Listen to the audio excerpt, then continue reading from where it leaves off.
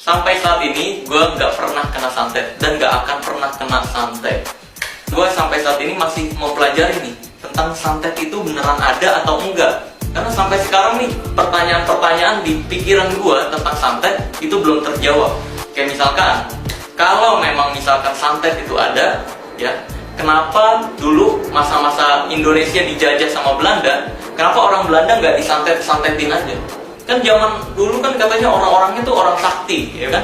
Terus juga kalau misalkan memang santet itu ada, seharusnya JNT, JNE, Tiki, Wahana, dan lain-lain itu sudah tutup di zaman sekarang.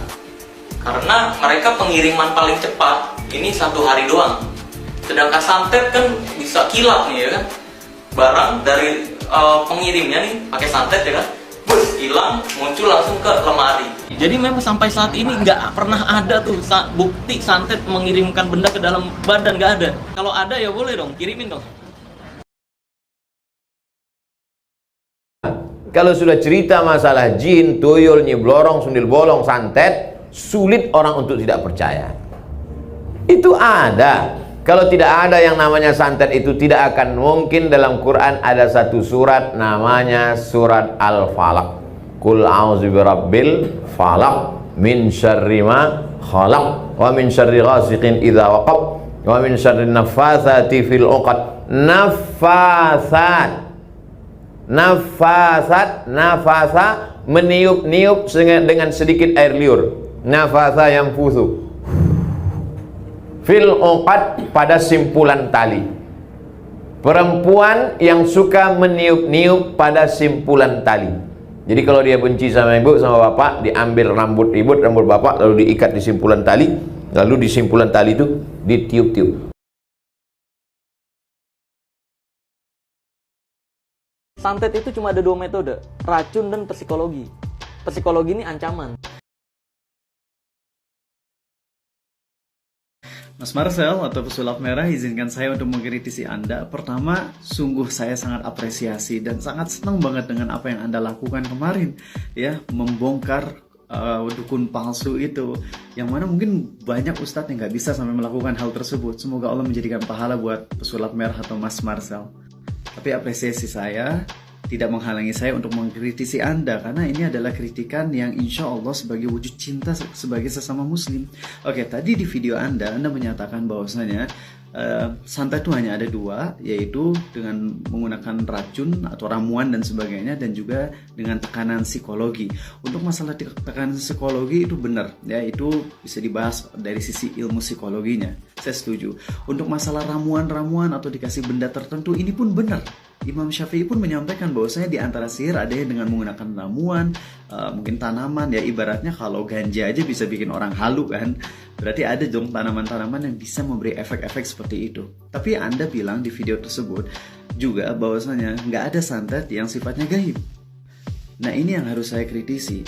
Sihir itu ada, dan kita wajib percaya adanya sihir. Mungkin kebanyakan salah paham dengan statement nggak boleh percaya sihir, sihir itu musyrik, sihir itu kafir. Harus dirinci. Mempraktekkan sihir itu kafir, itu syirik, betul. Tapi percaya adanya sihir itu wajib.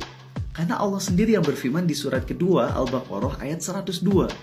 Dan di situ Allah menyampaikan tentang masalah sihir, bahwasanya itu adalah bantuan dengan setan dan sebagainya. Bahkan Allah sendiri menyampaikan tentang adanya pelet, adanya santet lewat Nabi SAW. Bahkan Nabi kita SAW pernah disihir, pernah disantet. Ya, pernah. Dalam hadis Sahih Bukhari dan Muslim, dan beliau kena santet ini tidak mengurangi kemuliaan beliau sama sekali.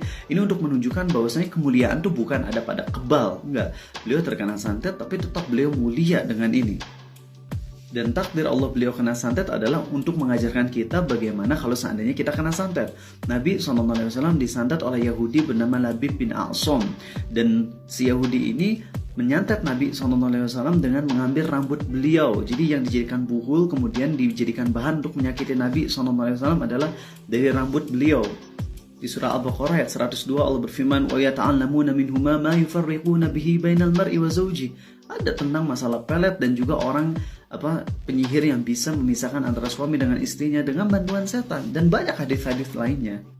Jadi yang Mas Marcel ingkari itu para dukun-dukun palsu yang sebenarnya cuma trik doang, itu bagus, itu udah mantep banget. Tapi kita nggak tutup mata bahwasanya ada penyihir yang asli yang wajib kita jauhi dan wajib kita memeranginya juga.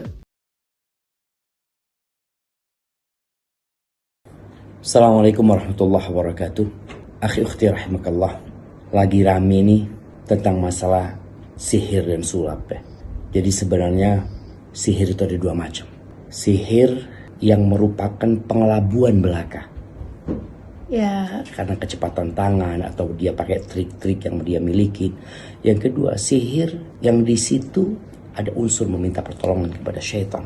Benar adanya. Kalau ada orang yang mengatakan nggak ada, mungkin dia belum ketemu. Tapi kita sebagai muslim percaya dengan apa yang Allah katakan di surat Al-Baqarah ya, cerita Harut dan Marut ya. Bagaimana Allah menceritakan orang-orang belajar sihir yang itu merupakan kekufuran. Mereka belajar sihir yang itu dapat memisahkan suami sama istrinya. Jadi suami jadi benci sama istrinya, istri jadi benci sama suaminya. Ada yang seperti itu. Ada yang jadi penyakit ya.